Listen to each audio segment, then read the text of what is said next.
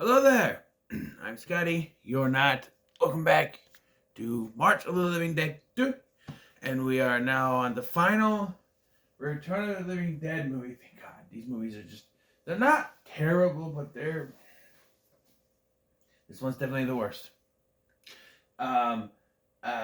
So, Return of the Living Dead, Rave to the Grave. Before I get started, I just want to let you know that I'm going to do this video. I'm going to do my ranking video for these. And then this shelf is going to move over there. And I'm going to put something else there that will move out, in and out temporarily. In and out, here and there. So I can have something in the background to put like a pedestal. You're going to see this. This tin bucket thing. And I'll put the movie on top of that, on top of the stand that I had it here, but it's going to be back there. Because I can't put it here. It's just going to be in the way. I could move it in and out, I guess. But it's going to be back there where it's kind of out of the way.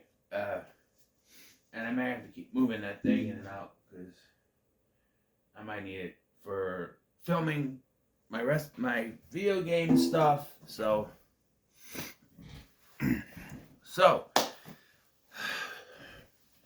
the plot of Return of the Living Dead, Rave to the Grave is our returning characters from the last film find canisters of trioxin in the uncle's attic,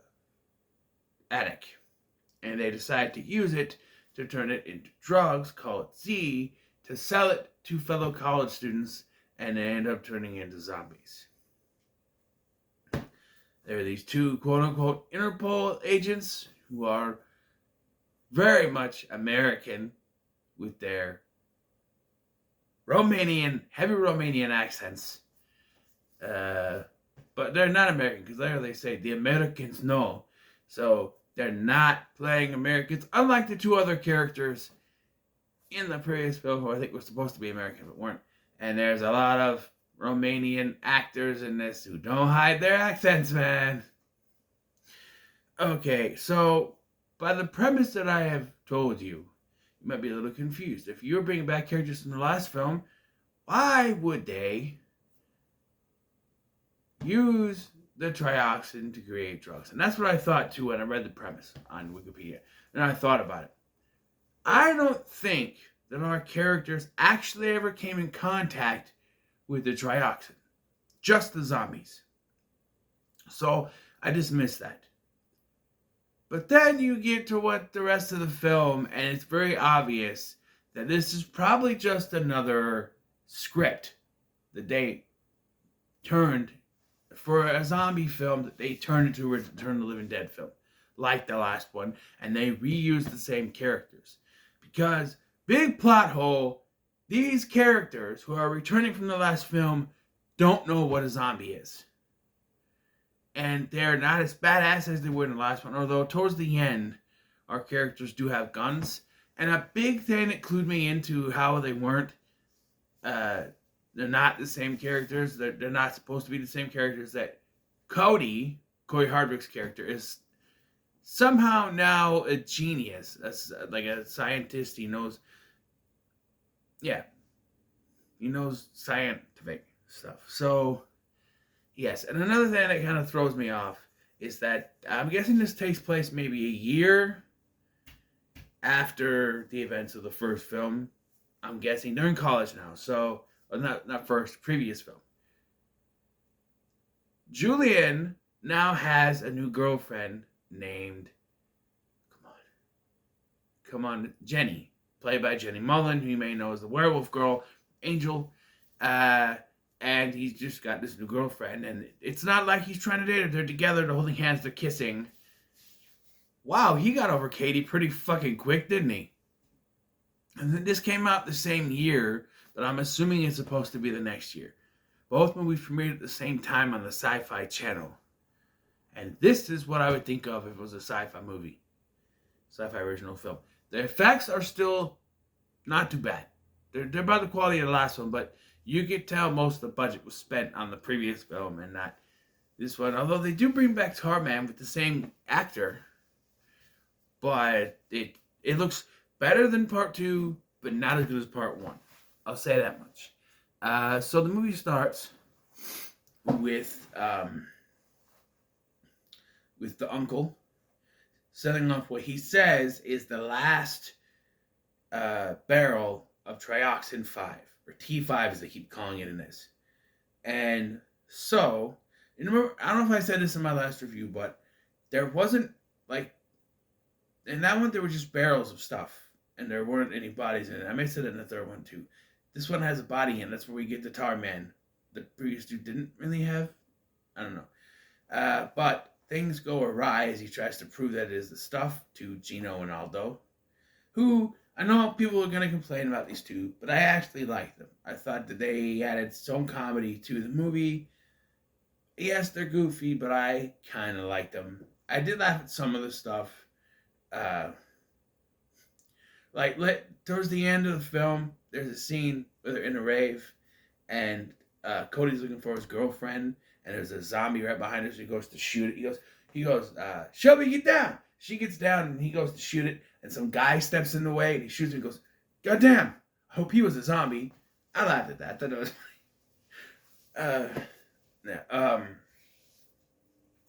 so the uncle's selling off this last barrel, and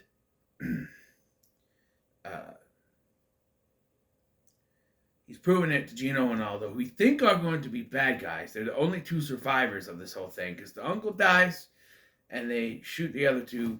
And look, a common complaint I'm going to have, all right, you see in any zombie movie, all right, it's very well known that you shoot the zombie in the head to kill them. So why is it in every fucking zombie movie, especially in sequels, when they know that it's a headshot, these two movies do that anyway, they kills him, they shoot him a bunch of times in the chest. Just shoot him in the head. Because they shoot one zombie in the chest and like, shoot him in the head. So shoot him in the head. And then another zombie pops up and they start shooting him in the chest. I'm like, no, you just found out, you just figured out you can shoot him in the head and you just shoot him in the chest. Why? Your uncle's dead. And an alternative DVD cover, which has the title of Return of the Living Dead 5, Rave to the Grave, has the uncle on the cover. So you'd be remiss if you thought he was going to be a major a major character. He's not.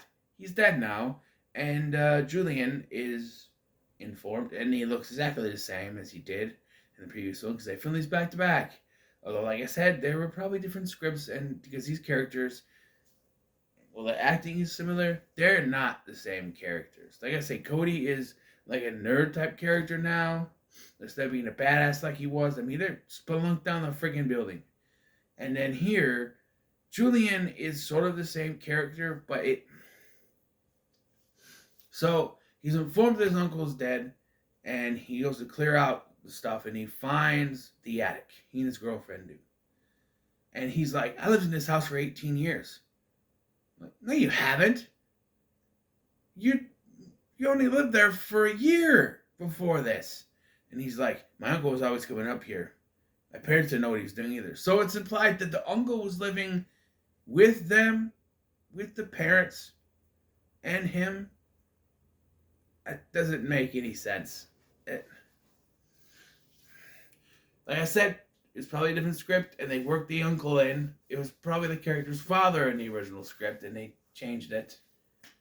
But they find 2 barrels of trioxin, even though the uncle said that was the last one. Of course, he was lying. So they take one, and they give the set, and they take it to Cody at one of the parties where we meet Jenny's brother, Doofus Head. I don't remember his name. I don't care. He's going to be Doofus Head for the remainder. He's going to be dumbass for the remainder of this review. When you think of, if you've seen this movie, you know who I'm talking about. It's Jenny's brother, Jeremy. But his name is Jeremy. I will refer to him as dumbass for the rest of the film, and you're gonna see why in just a minute. So they take the trioxin, which is now spelled with the I again. I don't know. And takes it to Cody, and Cody examines it, and they say it has hallucinogenic properties, which is bullshit. And so, dumbass sticks his finger in there and eats some of it, and he hallucinates. And I'm like, why wouldn't it just turn him into the zombie? And then I'm like, wait a minute, how'd they get into it without opening it? Because I'm like, well, maybe there's not dead bodies in this. And then later there's a dead body in one in the same barrel later. So it's like, how do they get the stuff out of it? Is that like a thing they put a tube through? I don't know. But they decide to put it in pills and call it Z and hand it to people for this upcoming rave that's coming out. And there's this guy named Skeet, who is the drug dealer, who is very much Romanian. But, they don't ever. Cody has a girlfriend named Shelby, but fuck off, I remembered her before it was time for the climax where he's like, I gotta save Shelby. Who is Shelby? And there's this girl. Was she the girl looking for Cody? He had a girlfriend, and I didn't know it.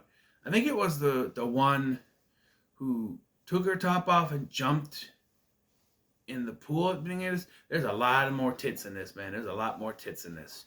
I mean, if you were missing some after watching 2 and then 4 didn't have any, this one's got plenty of tits for you. There's just, at one point, Jeremy Dumbass is like, ladies, put on your headlights or something like that. It's like, okay. And yeah. So eventually Gino and Aldo, the 2 Interpol guys, track down where the other trioxin is. They only find one barrel and realize that another one was taken. When Julian finds this door, there's a mark as if it pulls out, but he pushes it in. So was that from when from pushing the barrel out, maybe? I don't know. So they start selling this stuff. Becky, nerd girl from the last one, she was a major character. Now she's a throwaway. She has like a boyfriend or something, and then she turns into a zombie, and then these 2 stoners, who are really college students, they're not 35 years old at all, they're actually college students, take them, and then they just get eaten, and then the thing gets blown up by Gino and Aldo. So yeah, and it's very obvious Gino and Aldo are supposed to be parodying Pulp Fiction here. Movie even has a ponytail like John Travolta in that movie. It very much is what they're doing. 10 years too late, but Romania. So yes, and then there's a rat that gets infected, and because Jenny for some reason fed the stuff to the rat for no reason, and then it bites the owner, and he becomes a zombie. There's a pizza delivery guy zombie, and people are taking this stuff and becoming zombies, and so it's all leading up to this rave that they're advertising. And so, yeah, they go there, and they tell Aldo and Gino that, hey, wait, you can't come in here looking like that. They'll freak out. It's Halloween. It's Halloween. People don't even freak out when they're zombies. They think they're costumes. Like, there's one scene where they're like group of zombies are chasing the coach, and he's like, help me. They're like, great costumes, and they drive by, and it's like, by the way, the intelligent zombies are now gone. All they can say is brains. That's the only word they say now, is brains. Remember when they used to talk and were evil type? So, nope, just brains. That's it. Everything you know from this series was gone after the 3rd one. So maybe that's why people just say, watch the first 3. I would say the Necropolis is not that bad. I would watch that one. And I even said to myself, I wouldn't mind watching another movie with these characters. This does not count. These are not the same characters. They can't be. They just can't be. They're not written the same way. It has to be a different script that they just added these characters to because they had the actors, didn't want to get any more. It had to be. We get to the rave. And dumbass is now fully transformed. And this other guy in an afro looking for skeets and looking for more Z. He ends up becoming a zombie, and yeah.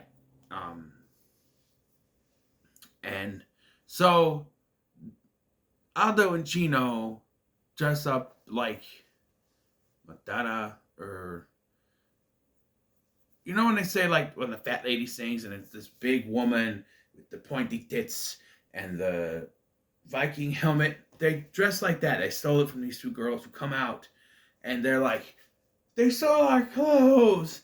And then they see a zombie and they just go, ah. So, oh, look at our tits. Ah.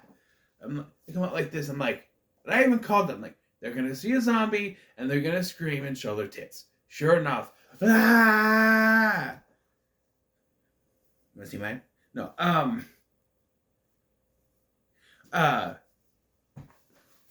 You're so too hairy.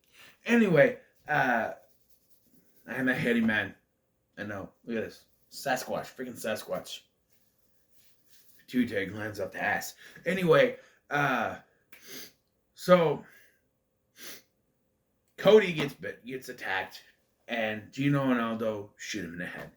And then, after Jenny is forced to kill her brother, dumbass, sad. They find Shelby, who was the only one of their friends left, and then the government shows up because they call the government, and they're like that, and they just start shooting everyone, even Gino and Aldo. They don't care; they're shooting everyone, and then Shelby dies because of it. And it's like another one, a zombie movie, and one of our main, she's not one of the main characters, but one of the characters is supposed to be connected to these characters. She was killed by a gunshot in a zombie movie.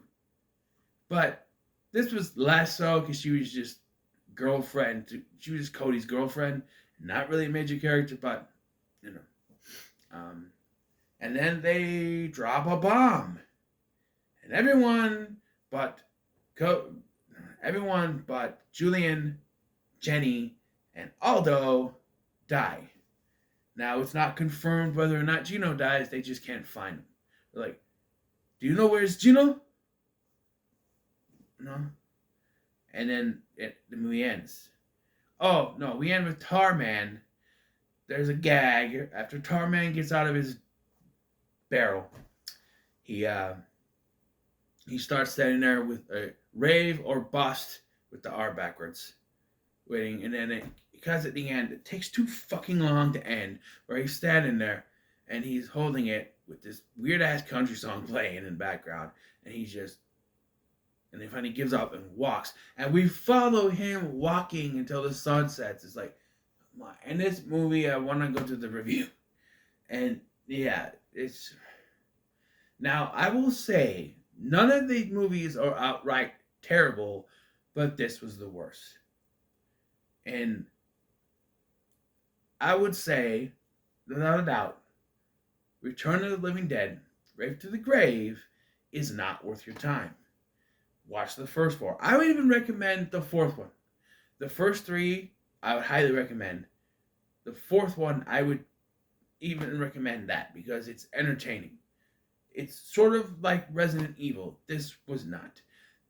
The idea of this, of someone taking a chemical compound, especially in this franchise, and making it into a drug that people take and become zombies, is a decent idea. Not as a follow-up to Necropolis, with the same characters that aren't really the same characters. These don't feel like the same characters. They're not written the same way. They don't act the same way. They may have the same names, but they're not the same characters. So yeah, it's not worth your time. So, I'm done with these movies, but I have some more zombie films for the rest of this month, the Wednesdays and the Fridays. Tomorrow, is this, I don't know, is this a Wednesday or a Friday video? I know what I can do. Wednesday, Friday. It's a Wednesday video. So tomorrow, Thursday, I will have my ranking for these. And then I'm going to do my other 5 movies, and then at the end of the month, I'm going to do a March of the Living Dead ranking of all the movies I reviewed this month, and see if Rave to the Grave is still the worst one.